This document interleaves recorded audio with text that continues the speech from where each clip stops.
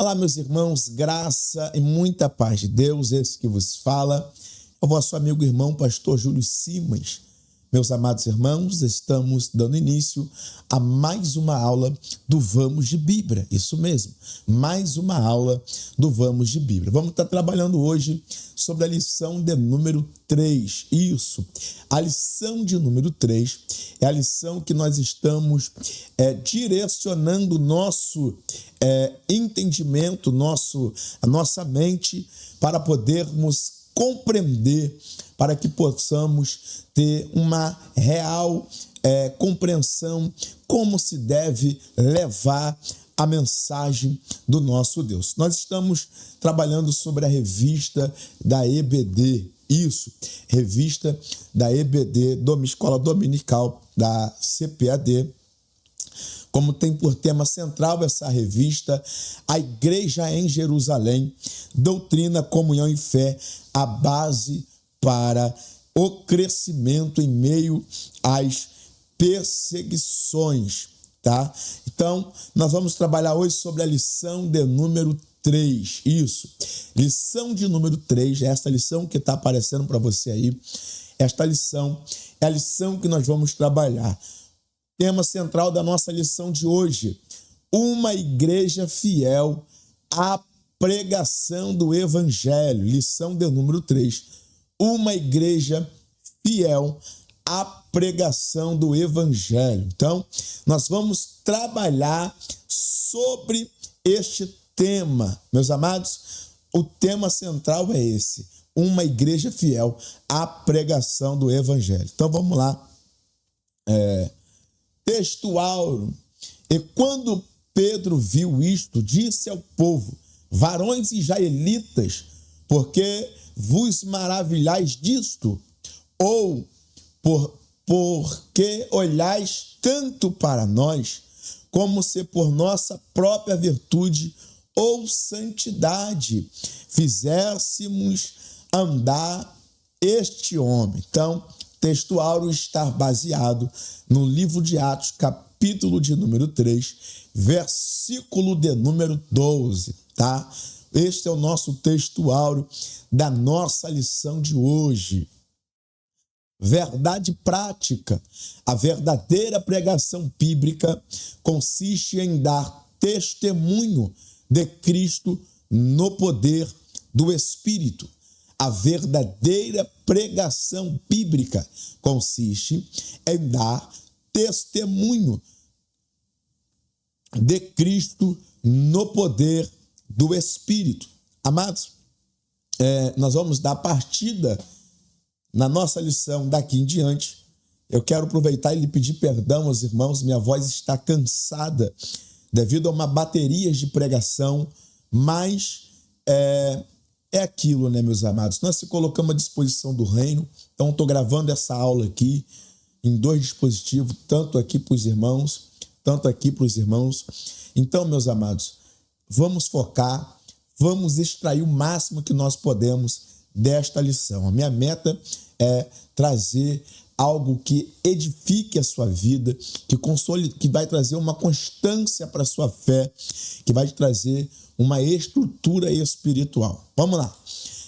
Leitura bíblica em classe se encontra no livro de Atos, capítulo 3, do verso 11 ao 19. Pastor, por que o Senhor não lê a leitura bíblica em classe quando está gravando a aula para a gente? Amados, eu não faço isso porque o meu objetivo, eu estou antecipando a lição. Então, meu objetivo aqui é tanto trazer um norte para você que é professor de escola bíblica dominical, que às vezes não consegue ter esse tempo para que você possa ali meditar ou elaborar uma aula. Então aqui talvez pode te trazer uma luz, agregar na sua aula, você fazer aquele enxerto e aplicar uma boa aula para os seus alunos, para a sua classe.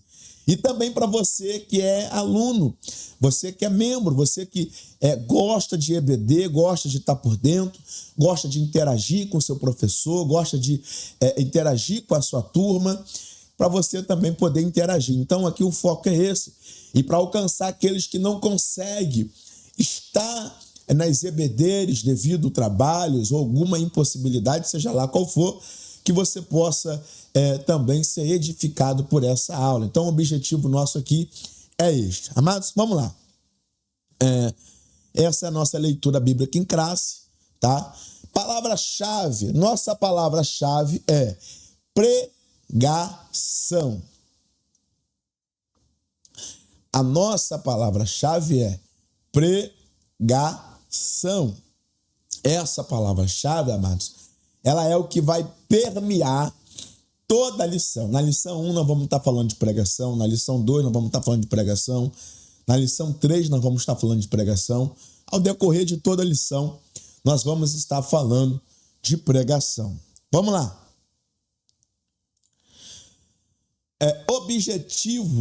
Objetivo da nossa lição. Esse primeiro objetivo, são 3 objetivos, amados. São 3 objetivos. Primeiro objetivo, expor a importância da pregação das Escrituras. Segundo objetivo, demonstrar como o Espírito Santo capacita a igreja a pregar com poder e autoridade. Vamos lá. Terceiro objetivo e último, incentivar os alunos a pregarem uma mensagem de esperança fundada na palavra de Deus, tá? Então são esses os 3 objetivos da nossa lição de número 3 da revista da CPAD. Vamos lá. Uma igreja fiel à pregação do Evangelho. Uma igreja fiel à pregação do Evangelho. Vamos adentrar na nossa introdução. Esta lição mostrará uma das marcas da igreja bíblica. Irmão, preste atenção nisso.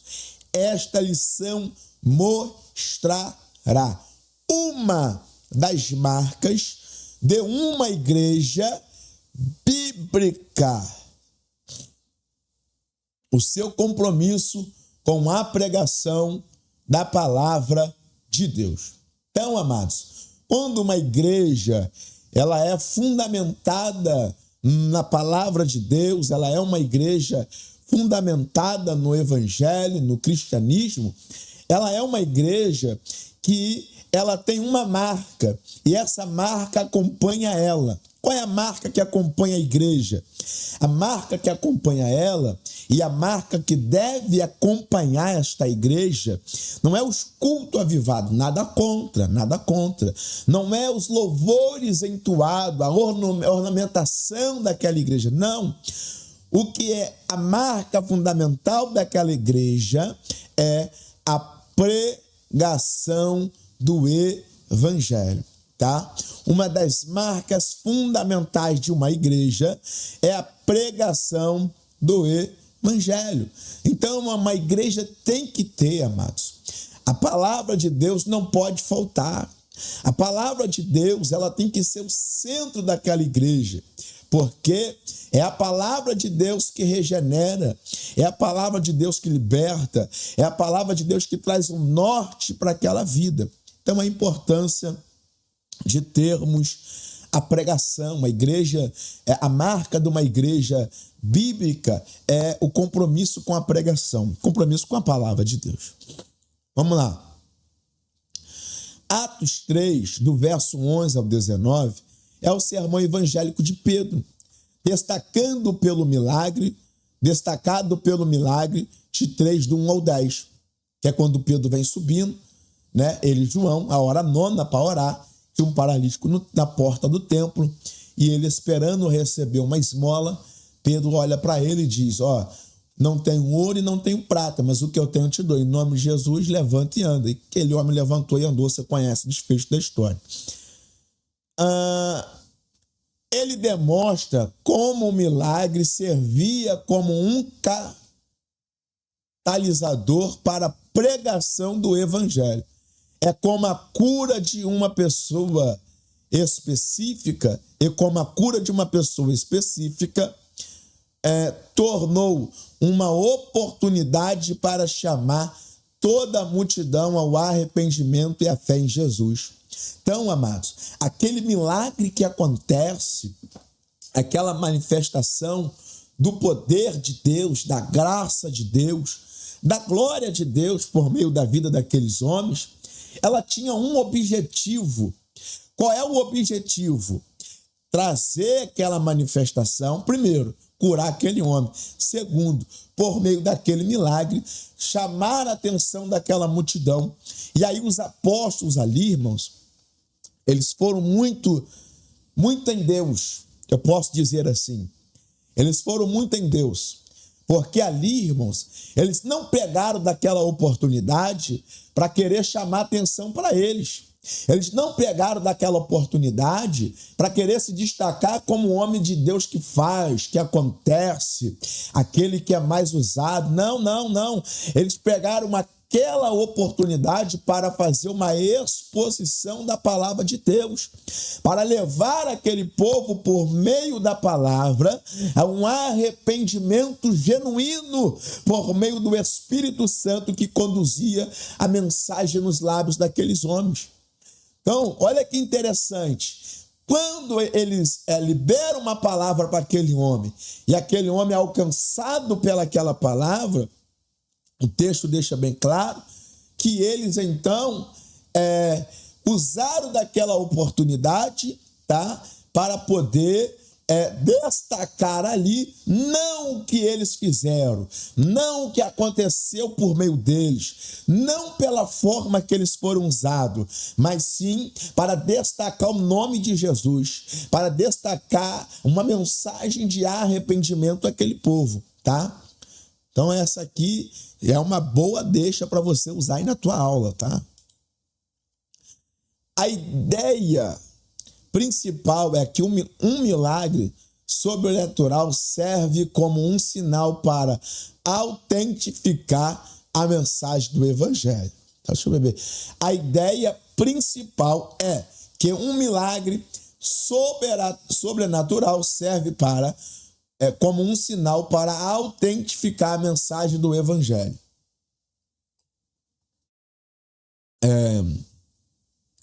Levando Pedro a proclamar a divindade de Jesus, a cura do povo, a culpa do povo em sua crucificação e crucialmente o seu caráter de Messias ressuscitado, culminado em um chamado urgente ao arrependimento, a conversão para que venha tempos de restauração da presença de Deus. Você notou isso aqui, irmãos? O que Pedro ele faz daquela oportunidade? Como Pedro trata aquela oportunidade? Como que Pedro usa daquela oportunidade? Então, isso aqui é interessante. Foi o que eu disse. Ele usou daquele momento oportuno não para se destacar, não para querer estar na frente. Ele usou daquele momento oportuno para proclamar o Evangelho, para proclamar a palavra de Deus. Então, isso aqui é interessante.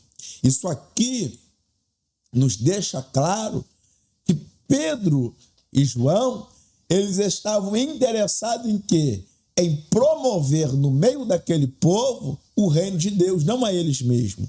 Vamos lá, a pregação conseguiu ideias que conectam de forma a construir um argumento persuasivo ou milagre, ou seja, o sinal que acontece na Porta Formosa aponta para Jesus, o Messias, que foi rejeitado, mas ressuscitou. Verdade teológica, tá? O que leva ao arrependimento, ou sendo a resposta necessária para experimentar a ressurreição promessa, tá? É com base na pregação de Pedro, que precisamos e que vamos extrair daqui, irmãos, lições para nossas vidas na aula de hoje. Então, é com base nisso, é com base nesse argumento, é com base nesse contexto, que é Atos capítulo 3, tá? É com base nesses textos que nós vamos extrair, que nós vamos se alimentar de um alimento sólido, tá? Para a nossa vida. Vamos, a Escritura revela a Deus. A igreja deve pregar as Escrituras, pois elas revelam a Deus. A segunda pregação de Pedro, registrada em Atos capítulo 3, versículo de número 11 ao 26, é um grande exemplo disso. A mensagem do apóstolo é completamente baseada nas Escrituras e coloca Deus no centro. Pedro usa trecho das Escrituras para fundamentar a sua pregação, citando Deuteronômio capítulo 18, do 15 ao 19, citando Gênesis 22, versículo 18, Gênesis capítulo 25. Há também uma conexão com o Salmo 22, do 1 ao 31, e Daniel, capítulo 9, versículo 26. Então, quando Pedro ele vai pregar, irmãos, ele usou muitas referências bíblicas para apresentar a Deus, para apresentar o Cristo. Então, a pregação, amados, quando a pessoa se coloca na brecha, se coloca no intuito de levar a mensagem do Evangelho, este tem que ter em mente que esta mensagem, a mensagem ela deve ser baseada-se nas Escrituras. Não existe eu pregar uma coisa que não está na Bíblia. É outra coisa. É você criar uma coisa que não existe. Olha lá, além disso, Pedro mostra que Deus sempre esteve presente e agindo na história de seu povo. Atos 3,13.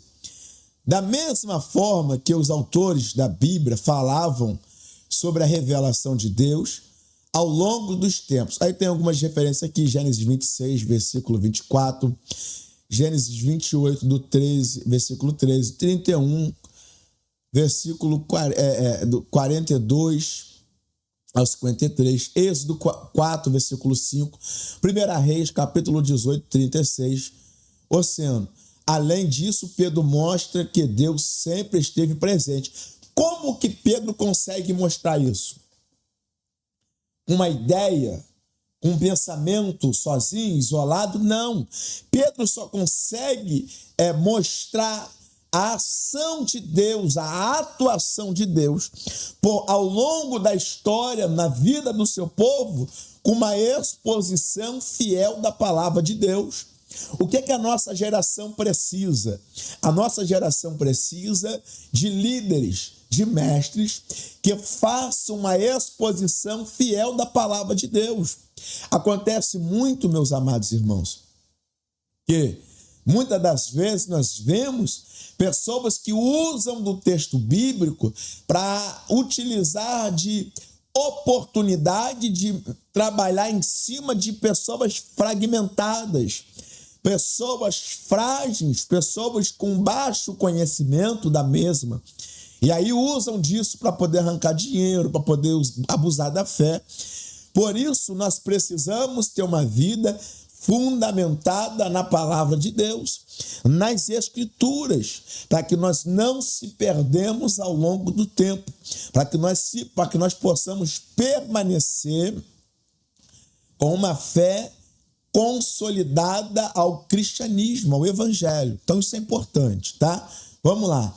A pregação de Pedro em Atos, capítulo 3, verso 11 ao 26, demonstra que a igreja deve fundamentar sua mensagem nas Escrituras, colocando Deus no centro. Os exemplos de como deve ser a pregação vêm sempre da própria Bíblia. Mas não precisa inventar nada. Não precisa se pregar a Bíblia, Deus opera. O negócio é que o povo quer inventar, o povo quer criar o que traz o hype, aquilo que traz a visualização. Não é mais sobre alma, é sobre o que me destaca. Quando, na verdade, a mensagem não é sobre mim. A mensagem é sobre Deus, que é o centro, e que Deus, por meio de Deus, opera na vida do ouvinte. É isso. É o básico, não é pregar a Bíblia. O negócio é que a gente vai inventando, o povo vai inventando, e isso é perigoso. Isso é perigoso, porque fere as Escrituras. Vamos lá. Pedro faz uma exposição bíblica que é a forma de pregação, o ensino, que tem como objetivo explicar fielmente o significado do texto bíblico. Confirme, conforme foi originalmente inspirado por Deus, e aplicar suas verdades de maneira clara, coerente e prática à vida dos ouvintes. Irmãos, é isso. A fiel pregação, a fiel exposição da Bíblia é explicar o texto. Uma boa hermenêutica, irmãos, ela traz uma compreensão ao ouvido de quem ouve. O problema é que o povo está fazendo o quê? O povo, em vez de focar no que é bíblico, no que é santo, no que é louvável a Deus, o povo está focando naquilo que traz visualização, aquilo que traz o hype, e esquece de uma exposição fiel à Bíblia. Então, amados, é preocupante. Quer ver? As pessoas procuram trabalhar em cima daquilo que mexe com o emocional. Isso é perigoso. Olha um exemplo claro. A Bíblia vai dizer que Pedro, ele está chegando ao templo, e Pedro ele vai liberar uma palavra para aquele homem que estava na porta. A multidão vai olhar para Pedro atônito. Pedro pega daquela oportunidade e faz uma exposição fiel do sacro, da Bíblia, daquilo que é sacro, daquilo que é santo, daquilo que é fiel, daquilo que não muda, daquilo que não se perde. Então isso aqui é importante. Eu já vi pessoas pegar aquele texto e dizer assim, um ou outro ajudou, e fazer campanha em igreja. Só que se você for ler o contexto ali, são dois ímpios construindo uma estátua. E aí o camarada faz uma campanha ali, não leu o contexto, não desenvolveu, sem pé e sem cabeça. E faz. E muita gente segue essa linha de raciocínio. E isso é perigoso. Isso é preocupante. Vamos lá. Isso nos ensina a priorizar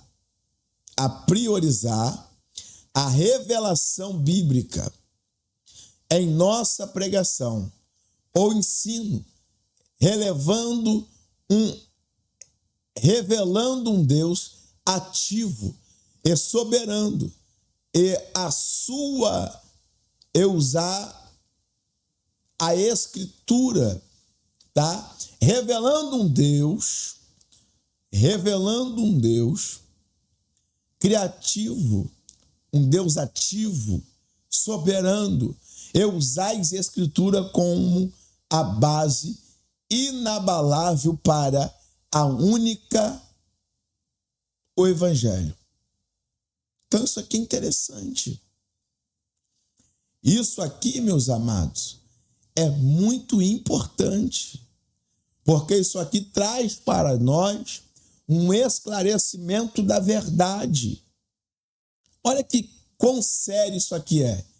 Isso nos ensina a priorizar a revelação bíblica em nossa pregação ou ensino, revelando um Deus ativo e soberano, e a usar a Escritura como base inabalável para anunciar o Evangelho. O que isso nos ensina? O que Pedro está nos ensinando? O que a Bíblia aponta para nós como um norte que nós devemos fazer uma exposição bíblica de forma que revele a Deus.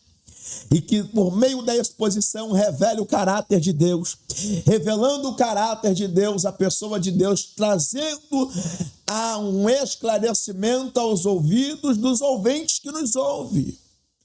Não é contar a história da carochinha, não é inventar o que não está na Bíblia para querer mexer com o emocional. Vamos lá. As Escrituras, testemunhas de Jesus. As Escrituras apontam para Cristo. Jesus disse que as Escrituras davam testemunhos dele. João capítulo 5, versículo 39. Cristo é o centro da Bíblia. Irmão, isso aqui é sério. Tá? E é bom que os irmãos entendam. Por quê? Quando eu digo aqui que Jesus é o centro da Bíblia, eu estou dizendo para os irmãos, eu estou deixando claro para os irmãos que Jesus, além de ser o centro da Bíblia, quando eu falo que ele é o centro da Bíblia, toda a Escritura, os 66 livros, tanto no Antigo, tanto no Novo Testamento, aponta para a pessoa de Jesus, tá? Os 66 livros apontam para a pessoa de Jesus. Pastor, o que é isso aqui, irmãos? É tratar da cristologia. O que é cristologia? É enxergar a verdade do texto a partir de Cristo, tá? Propriamente, nós usamos muito essa técnica, muito essa informação, esta matéria no Antigo Testamento.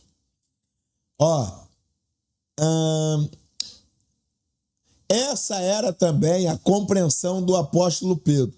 Segundo as suas palavras, os profetas anunciaram antecipadamente o sofrimento de Cristo. Atos 3, verso 18. Pedro mostrou isso quando ele faz a exposição do Antigo Testamento para aquele povo. A pregação de Pedro invocou o testemunho das Escrituras para mostrar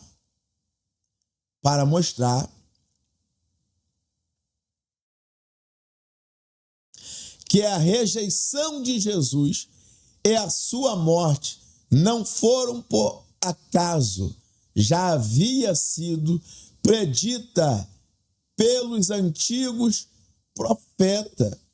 Amados, a cruz não pegou Cristo de surpresa. Jesus não foi pego de surpresa em nenhum dos seus eventos. Jesus não foi pego de surpresa em nenhum dos seus eventos. Tudo já estava baseado nas Escrituras. Ele não foi pego de surpresa, não. Tudo já estava baseado nas Escrituras. Vamos lá. Desde a promessa feita no Éden, Gênesis 3,15, passando pelas profecias messiânicas, Isaías 53, Miqueias 2, capítulo 5, versículo 2, os tipos, sombras na lei e nos salmos, tudo converge para o Redentor. Ele é o Cordeiro da Páscoa, o sumo sacerdote eterno, o rei, juiz e servo, sofredor. Nada nas Escrituras é acidente ou sem propósito.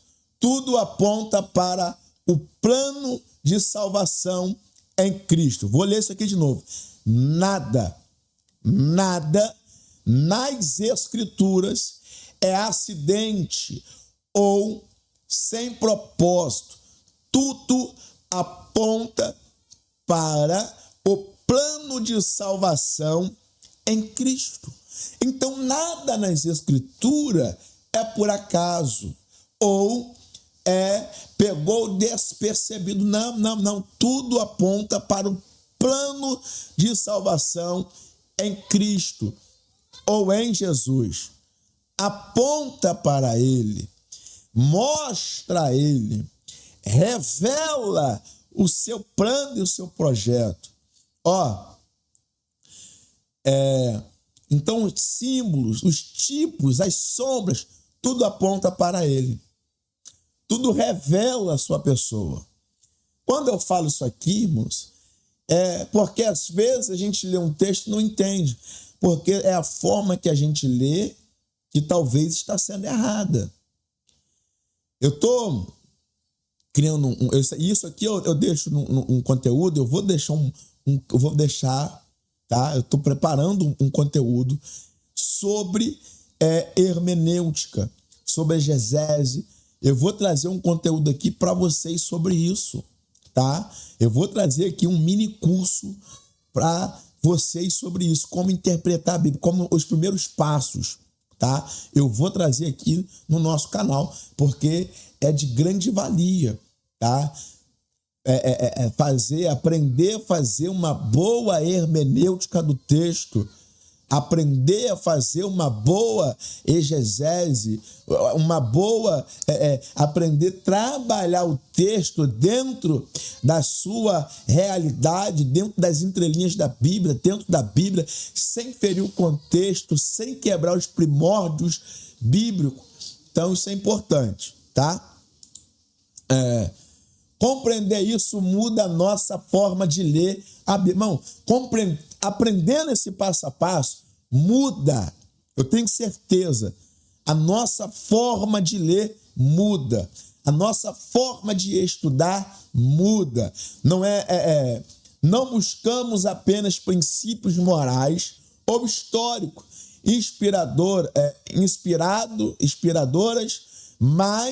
histórias inspiradoras, mas vemos nela o testemunho vivo do Salvador. Então, quando eu aprendo a fazer uma boa hermenêutica do texto, clara, eu pego simples, irmãos. Se você ler o simples de forma clara, eu tenho certeza no que eu estou falando aqui. Eu tenho certeza, a tua forma de entender muda. A sua leitura não vai ser uma leitura chata, uma leitura desanimada, uma leitura que causa sono, causa preguiça. Não. Se você fazer uma leitura boa, você vai para dentro da história. Tu é teleportado para dentro da história. Isso nos chama a buscar Jesus em toda a Bíblia, reconhecendo sua soberania e cumprimento profético em sua vida, morte e ressurreição. E cumprimento profético em sua vida, morte e ressurreição. Então, isso é importante. Eu vou fixar, tá? Eu vou fixar depois o link vocês vão conseguir ter acesso aí, tá? Então, por isso que eu falo, você que não segue a nossa página. Eu vou deixar o link para vocês poderem, com essa aula, eu vou gravar um conteúdo específico sobre isso, o básico de hermenêutica, de exegese, de interpretação, de sermões, os 3 tipos de sermões. Eu vou fazer um conteúdo focado nisso, para poder abençoar a sua vida. Então, eu já estou preparando esse conteúdo, eu já estou preparando toda esta aula. Então, assim que eu fazer essa semana, eu já vou colocar e eu vou lançar aí para vocês. Vamos lá. A verdadeira pregação também mostra o problema do pecado e o confronto. No texto citado, Pedro usa o termo grego metanoia, traduzido aqui como arrependei-vos, tá? Metanoia é arrependimento ou arrependei-vos. Essa palavra, além do já conhecido sentido de arrependimento, significa também mudança de mente e mudança interior, especialmente que diz de respeito à aceitação da vontade de Deus. A pregação bíblica deve confrontar o pecado e exigir uma mudança radical dos seus ouvintes.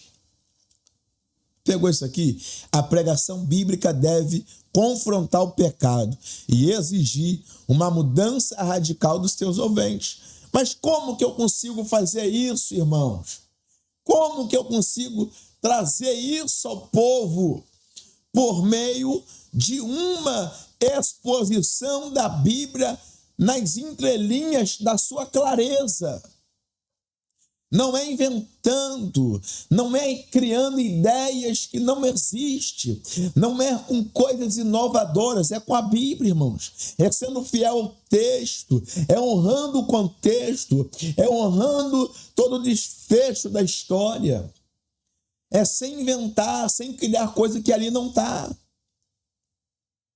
Então, quando eu leio a Bíblia, eu tenho que ler entendendo o texto e o contexto. Não é querer tirar coisa dali para impactar, porque o texto por si só já é impactante.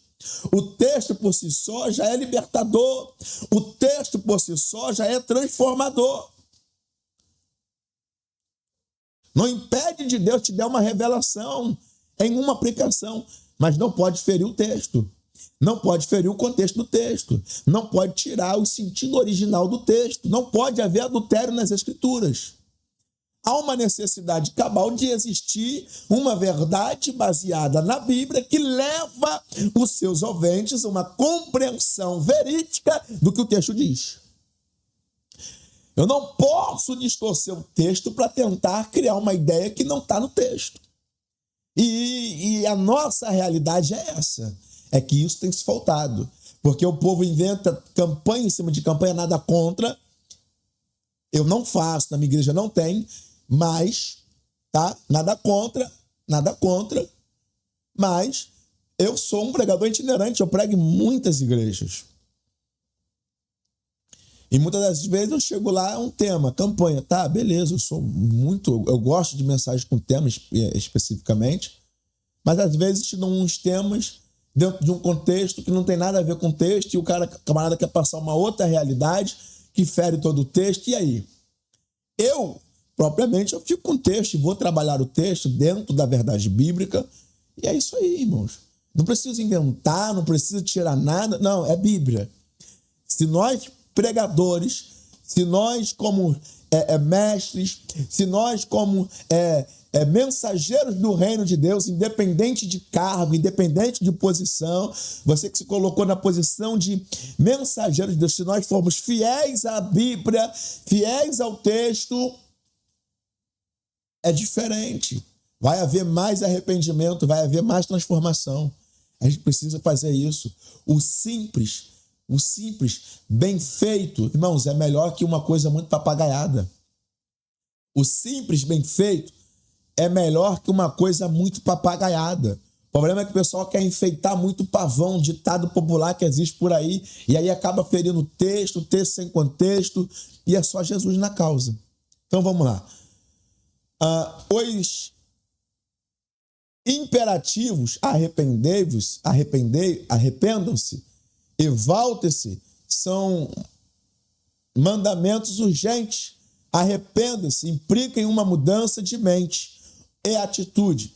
E volte-se implica em uma mudança de direção na vida. Ambos são essenciais para a conversão. Olha só, irmão, que interessante. Os imperativos, arrependam-se e volte-se. São duas coisas distintas dentro de um texto. Duas coisas distintas dentro de um texto. Olha só uma exegese. Olha um exemplo claro de exegese aqui, sem ferir o texto. Os imperativos, arrependam-se e voltem-se. São mandamentos urgentes. Primeiro, vamos trabalhar aqui o arrependa-se. Implica em uma mudança de mente e de atitude. Que coisa boa. Quando eu estou falando de arrepender ou de arrependimento, eu estou tratando de mudança de mente e mudança de atitude. Transformação. Implica na mudança de mente. Paulo escreveu Romanos capítulo 12, versículo 2. E não vos conformeis com este século. Antes, transformai-vos pela a renovação da vossa mente. Olha que interessante isso aqui. Olha que Paulo está dizendo, ó. E não vos conformeis com este mundo, ou com este século, segundo algumas traduções. Antes, transformai-vos pela renovação da vossa mente, para que experimente... É condicional. É condicional. Primeiro, mudança. Não, primeiro, inconformação com o mundo. Ou seja, não andar em um alinhamento com o mundo. Segundo, mudança de mente ou de atitude, tá? E aí, para que experimenteis qual seja a boa, perfeita e agradável vontade de Deus. Olha que interessante. Dentro de um trechozinho só, hein? Aí lá o outro. E volta-se. Só o imperativo volta-se. Implica em uma mudança de direção na vida. Implica em um posicionamento na nossa vida. E volta-se. Está mexendo com aquilo que se tange em atos de comportamentos. Ambos são essenciais para a conversão. Então, quando eu estou pregando para um público que é uma mensagem evangelística, isso aqui é interessante. Eu vou tratar nesse assunto que eu vou trazer aqui para vocês. Eu vou tratar isso aqui. Porque eu tenho que saber o público que eu estou pregando também, irmãos. Eu tenho que saber o público que eu estou pregando para saber que tipo de alimento eu dou. Quando era discípulo, o alimento era outro, só ler a Bíblia. Quando era multidão, o alimento era outro. Pastor, está dizendo que Jesus fazia acepção? Não. É que para quem está dentro eu trato de uma forma. E quem está fora, a mensagem tem que ser de arrependimento. Tem que ser de salvação. Então eu tenho que saber, desmistificar o meu sermão. Eu vou trazer aqui na aula. Então quando eu estou tratando de arrependimento, irmão, estou tratando de mudança de mente, mudança de atitude, de posicionamento, de rotação de comportamento, de rotação de posicionamento, de atitudes. Então, aqui já deu para a gente saturar alguma coisa aqui, né? Vamos lá. Deixa eu prosseguir.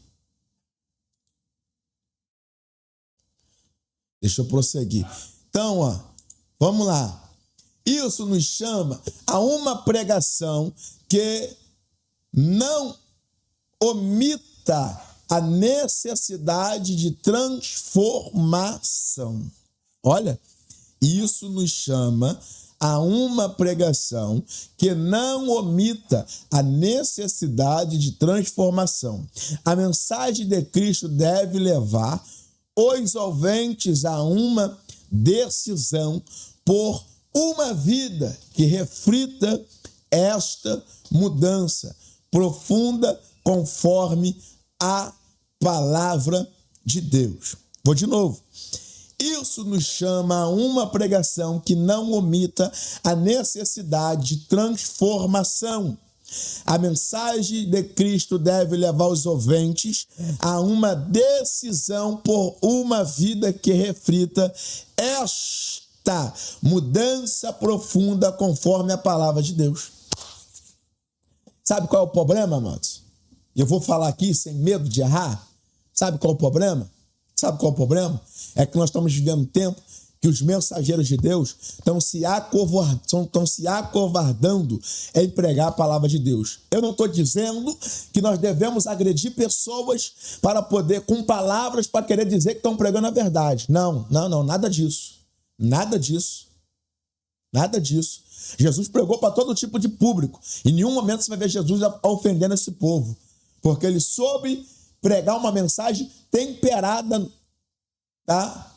Ele soube pregar uma mensagem temperada, uma mensagem que tinha um objetivo, um foco e um alvo, tá? Então a diferença está aqui. Vamos lá. Então, isso que eu estou dizendo aqui é que nós estamos vivendo tempos em que os mensageiros, nem todos, tem ainda aqueles que são fiéis, mas que os mensageiros estão omitindo a necessidade de uma vida de transformação para querer ter a aceitação do povo.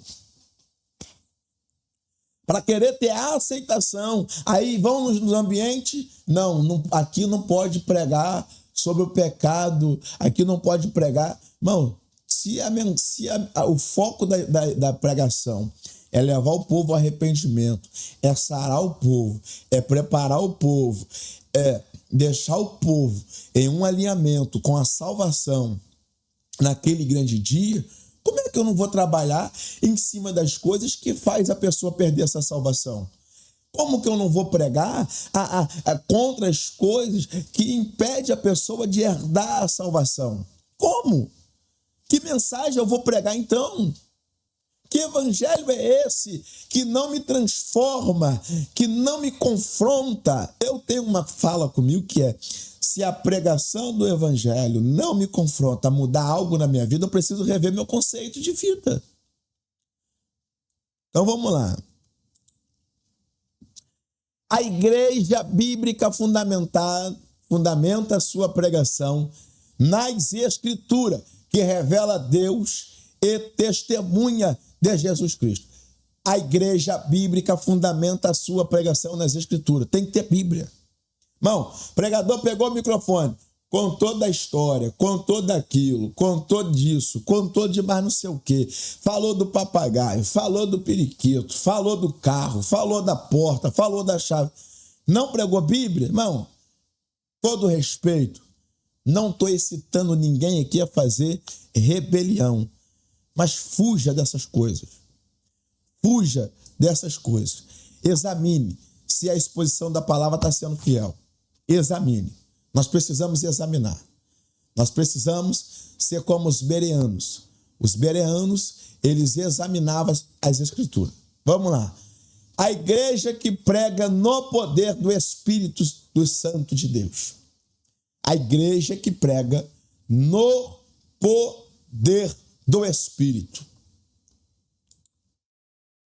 O Espírito capacita o mensageiro. Isso aqui é muito top, muito bom. Isso aqui é muito bom, meus amados. Por quê? Se não for pelo Espírito Santo, nós não somos capazes. Nós não somos capazes de levar a mensagem. Nós não somos capazes de cumprir a missão. Se não for pelo Espírito Santo de Deus, nós não somos capazes. Não podemos nos esquecer que Pedro estava cheio do Espírito Santo quando pregou a mensagem registrada em Atos. Aí, irmãos, vai apertar. É EBD, isso aqui é escola, mas isso aqui é estudo. Isso aqui é estudo, tá? Isso aqui é estudo.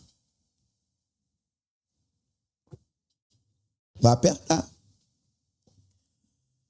Não podemos esquecer que Pedro estava cheio do Espírito Santo quando pregou a mensagem registrada em Atos. Aí, o camarada vai pregar. Ele fala que ele é pregador, que ele é mensageiro. O camarada passa o dia todo vendo vídeo, o dia todo vendo filme. Não lê uma Bíblia, não se dedica. Todo o dinheiro que ele tem, ele gasta com estudo. Não compra um bom livro para ler. Não se dedica numa boa leitura. Não tem uma vida de oração. Jejum nem se fala. E está cheio, irmão. Como criatura de Deus? Como você vai conseguir? Não vai, varão. Não vai, varô. Nós precisamos ter uma busca incessante pelo Espírito Santo de Deus. Nós precisamos estar cheios todo o tempo, todo momento. Nós somos ferramenta do reino de Deus. Nós precisamos estar cheios. Pedro estava cheio. Isso fica evidente no uso do verbo grego atenésio, traduzido como fixar os olhos, na passagem, e Pedro com João, fitando os olhos nele.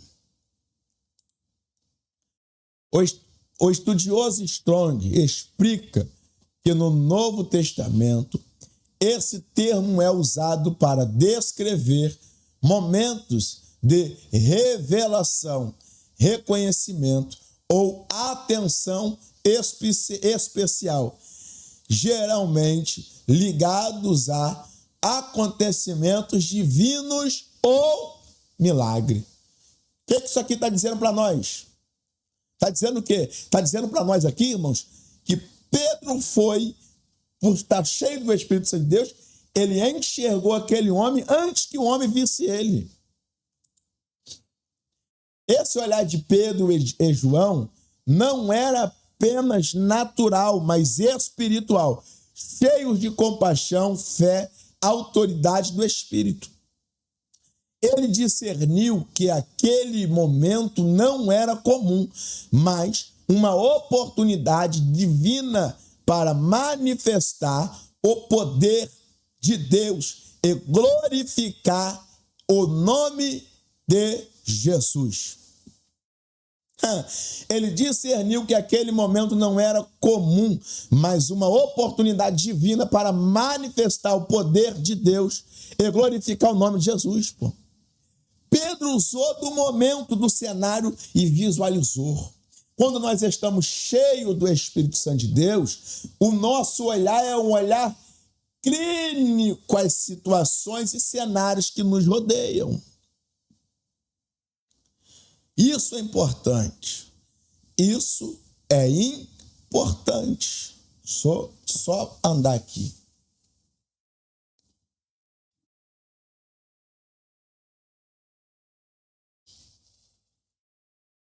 Isso é importante, meus amados.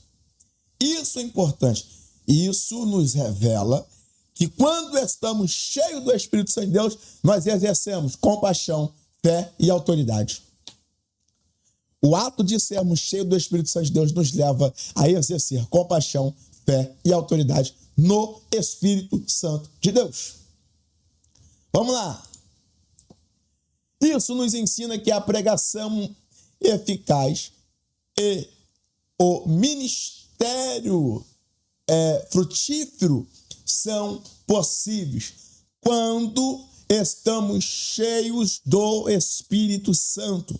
A ousadia, o discernimento, os frutos visíveis, como a cura daquele homem, não viera de forma humana, mas da presença ativa do Espírito de Deus na vida de Pedro. Aquele homem só foi alcançado pela graça porque Pedro estava cheio. Pedro não estava de qualquer maneira. Aqueles homens não estavam de problema. Irmãos, quando você for dirigir um culto, quando você for participar, for deixar uma palavra, irmão, anda cheio. Independente se você prega, se você vai dirigir, se você tem cargo ou não, nós precisamos estar 24 horas cheios do Espírito Santo de Deus, para que possamos dominar, para que possamos manifestar, para que possamos ser fonte, canais da glória de Jesus, para a glorificação do reino de Deus sobre a face dessa terra. Fixar os olhos. Vamos lá. Essa mesma expressão também é usada para descrever o apóstolo Paulo, cheio do Espírito Santo, quando olhou fixamente para um homem paralítico na cidade de Listra e o curou. Atos 14, 9. Da mesma forma aparece em Atos 13, 9. Quando Paulo, cheio do Espírito Santo, fixou os olhos no falso profeta Elimas para repreendê-lo. Só que é interessante. Paulo só identificou que era falso porque estava cheio do verdadeiro. Paulo, ele também cheio do Espírito Santo de Deus, ele teve visão no campo. Ele teve visão de Deus para poder trabalhar, sobressair mediante aquilo que o céu tinha para ele, irmãos. Isso é importante. Isso é de suma importância. importância, tá?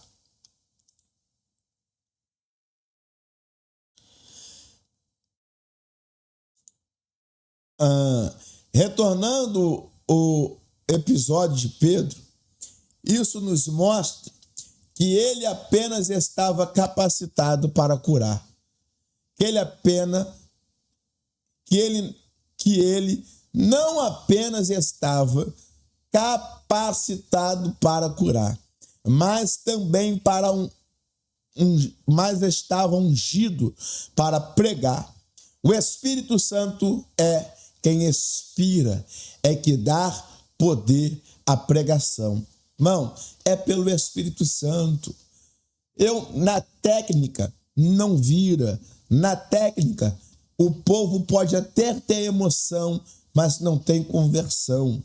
Na técnica, o povo pode até chorar, mas não sente a presença de Deus. Então tem que ser pelo Espírito, tem que ser cheio, tem que ser pleno dessa graça, pleno desse poder que pode transformar vidas, que pode transformar causas e cenário.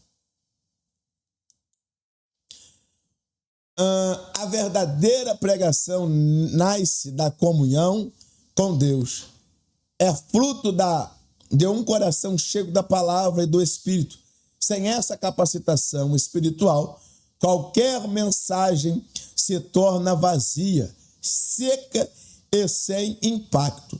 Mas, quando o Espírito Santo guia o pregador, os corações são tocados, vidas são transformadas e o Cristo é exaltado. Então isso aqui é interessante. A mensagem, irmão, tem que ser cheia da comunhão com Deus. Da comunhão, por isso a necessidade de uma vida de oração, a necessidade de uma vida de jejum, uma vida de busca intensa em Deus. É por isso. É por isso. Porém, é importante destacar que mesmo uma pessoa que ainda não foi batizada com o Espírito Santo, se vive em obediência e dedica-se ao estudo da palavra, pode ser usada poderosamente por Deus. Afinal de contas, pode ser nesse momento em que você está se preparando, ainda que não tenha sido batizado, tá? Recebido a capacitação, na verdade. Porque a partir do momento que a pessoa levanta a mão para Jesus, ela já recebe o Espírito.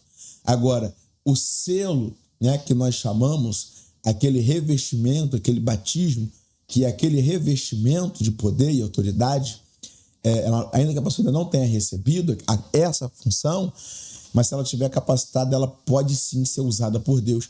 E afinal de contas, pode ser nesse momento que Deus pode te usar para derramando sobre você essa capacitação.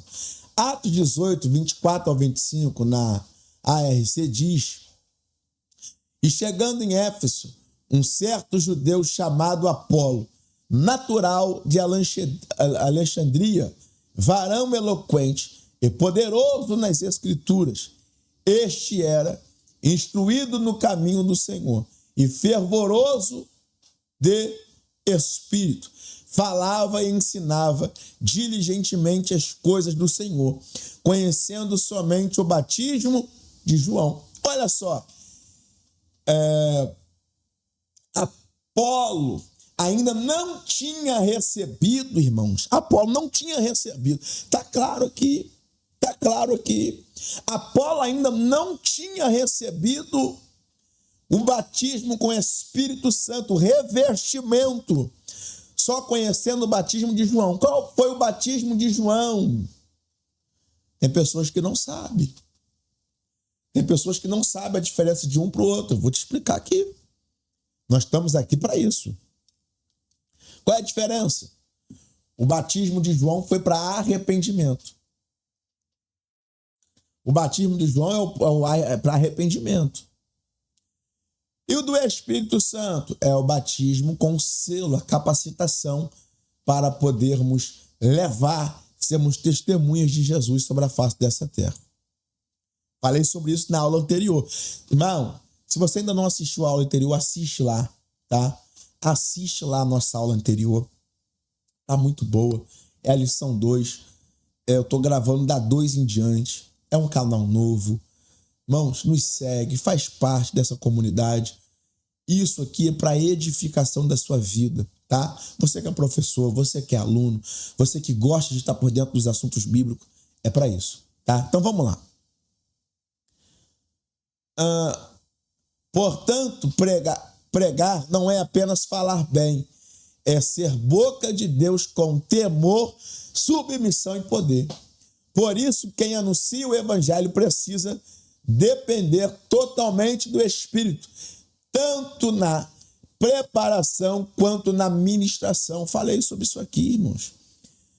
Pregar não é só performance.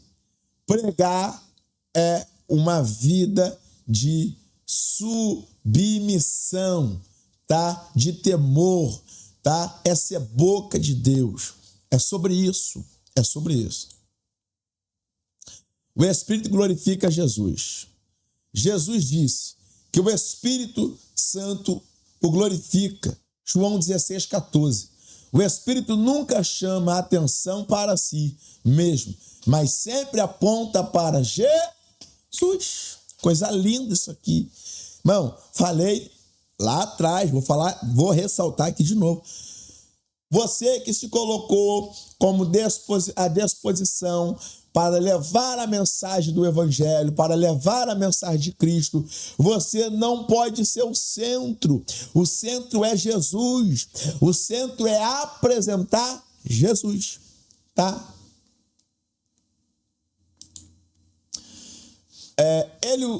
Ele não busca ser o centro, está ali no palco das atenções. Não. Nem opera em nome próprio, mas age para revelar honra e aplicar a obra redentora de Jesus no coração dos que crerem. Olha que coisa interessante. Olha que coisa interessante. Revela honra e aplica a obra redentora de Jesus no coração de quem crê. Essa é a função. É sobre isso. Isso é exatamente o que vemos na cura do paralítico na Porta Formosa, em Atos capítulo 3. Pedro, cheio do Espírito Santo, não poderia aceitar ser o centro das atenções. Ele deixou claro que o milagre não aconteceu por seu próprio poder ou santidade. Varões israelitas, porque vos maravilhais disto, ou porque olhais tanto para nós, como se por nossa própria virtude ou santidade fizéssemos andar este homem. Então Pedro deixou um exemplo, amados. Pedro tirou todo o foco dele, aí ele entra com os 2 pés. Pedro tira todo o foco dele e entra com os 2 pés anunciando o evangelho de Cristo. Da mesma forma, qualquer pregação que tira o foco de Cristo e coloca o homem no centro não é uma pregação bíblica. Isso não passa de um discurso humano. Cheguei aonde eu queria.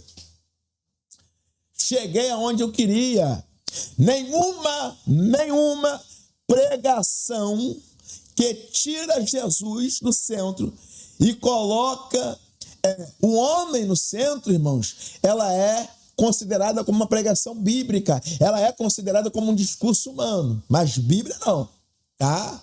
Bíblica não. Tirou Jesus, irmão, botou o homem no centro, pode ser qualquer outra coisa, mas posição bíblica não. Ao ver o espanto da multidão, Pedro imediatamente corrigiu a percepção do povo. Por que olhais para nós, como se por nossa própria virtude ou santidade fizéssemos este homem andar?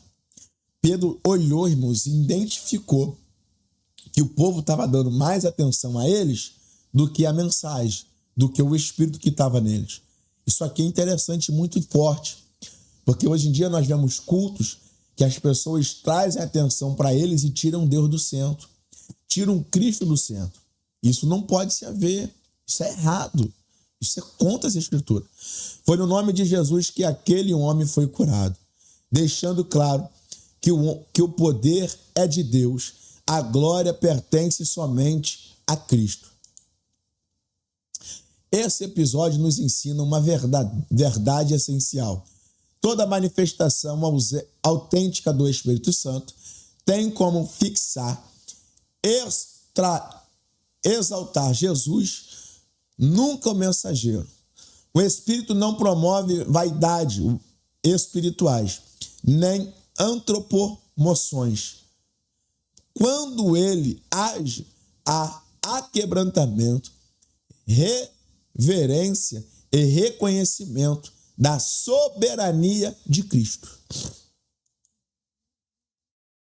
A igreja que prega no poder do Espírito tem mensageiros capacitados, mensageiros inspirados, mensagens inspiradas pelo Espírito Santo e glorifica a Cristo. Então, uma igreja, irmão, que tem o foco, o objetivo em priorizar a palavra de Deus, tem pessoas capacitadas. Então, eu sempre falo, eu já ouvi muito disso. A pessoa pega o microfone e fala assim, não, eu de mim não tenho nada. Tá. Eu não tenho nada para... Não, se não tem nada, larga o microfone. Não fala. Pastor, mas isso é muito duro. Não, irmãos, é sério. Porque eu estou tratando de vidas. A mensagem é sério, não é um karaokê. Eu vou lá e canto a música e se eu errei, não, irmão. É muito sério. A exposição da palavra de Deus é muito sério.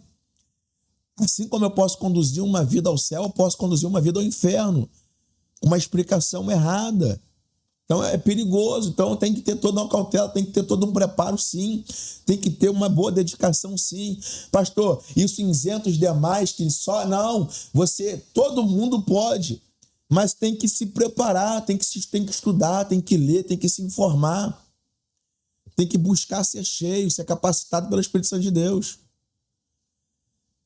A igreja que prega a esperança vindoura. Vamos lá. Alerta uma sociedade indiferente e insensível. O apóstolo Pedro já havia exortado os seus ouvintes na primeira pregação a salvar-se daquela geração perversa. Agora ele reconhece que aquela era também uma geração ignorante. Era uma cultura indiferente e insensível para a realidade espiritual. Era, portanto, uma geração sem esperança. 1 Tessalonicenses 4,13. A insensibilidade às coisas espirituais é a marca daqueles que não conhecem a Deus. 1 Tessalonicenses 4,5. É a essas pessoas que a mensagem da cruz deve ser pregada. Vamos lá.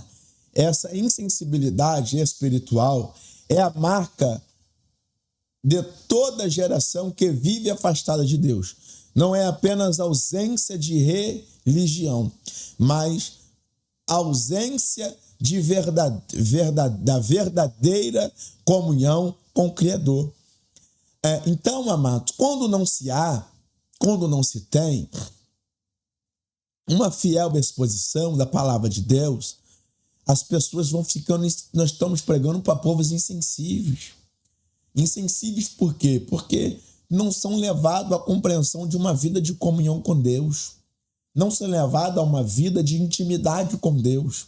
Não são levados a uma vida onde as pessoas têm que levar uma vida de se conectar com o seu Deus. E é exatamente essas pessoas que a mensagem da cruz precisa ser anunciada. Uma mensagem que confronta ilumina e transforma.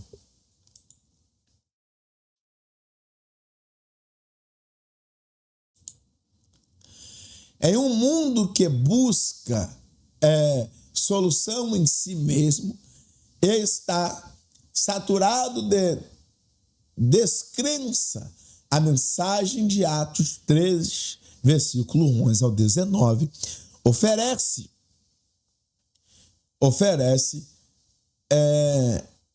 esperança real e sobrenatural.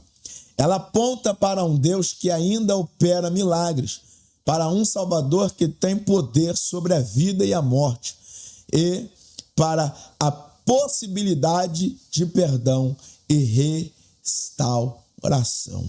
Irmãos, está vendo o quanto é sério, o quanto formoso é a exposição da palavra de Deus na íntegra, uma exposição bíblica, uma exposição com clareza, uma exposição sadia, o poder que ela tem, a transformação que ela causa, a promessa da segunda vinda. Concluindo a pregação, Pedro deixa uma mensagem de esperança. E venha assim os tempos de refrigério para a presença do Senhor. Por um lado, os ouvintes do apóstolo já podiam experimentar a bênção prometida a Abraão, que fora trazida por Jesus, o Messias. Essa bênção, portanto, já era realidade. Por outro lado, essa palavra de Pedro olha para o futuro, apontando para um refrigério dos últimos dias que foram prometidos a Israel. Trata-se da futura restauração de todas as coisas. A igreja, portanto, tem uma mensagem de esperança para aqueles que estão sem esperança. É uma realidade que no tempo de Deus se cumprirá.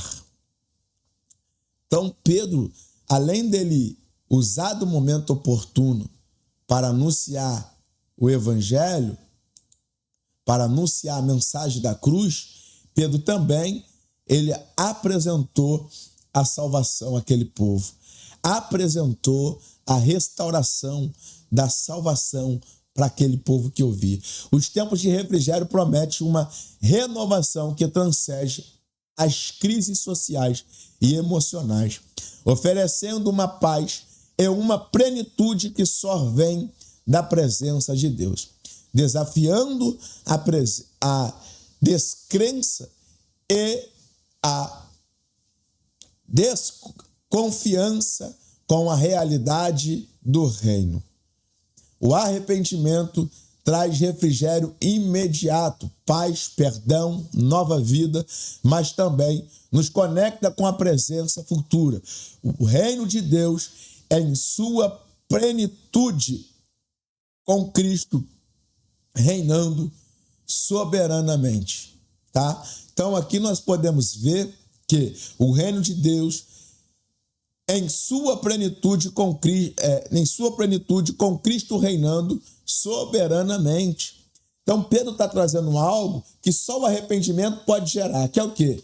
Quando nós se arrependemos, vivemos uma vida de arrependimento, nos leva a viver uma nova vida que aponta para um futuro transcendente ao plano terreno. Preciso ter isso em mente, que quando eu tenho uma vida em Deus, de comunhão com Deus, eu estou direcionando o meu futuro para algo que é transcendente ao plano terreno, que é a salvação, que é o céu de glória, tá? Essa é a beleza do evangelho. Ele transforma o presente e garante um futuro glorioso. Quem crê em Cristo já vive um tempo da graça e aguarda com alegria o tempo da restauração final.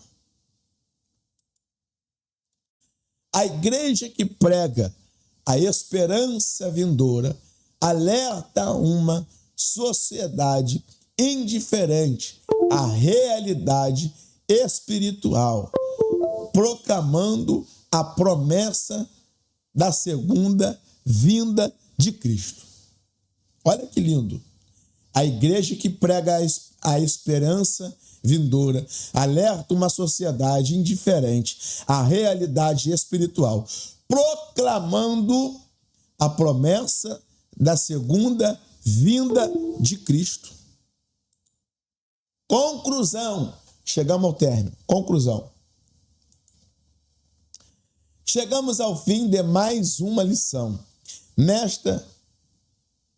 Nela vimos a grande importância que a pregação bíblica tem e como devemos ser fiéis na exposição do texto sagrado.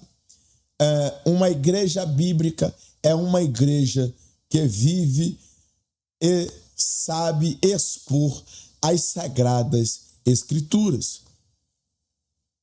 Ao expor as Escrituras, a igreja deve buscar a edificação dos membros e correção de erros ou fortalecimento da fé, o chamado constante ao arrependimento e à santificação.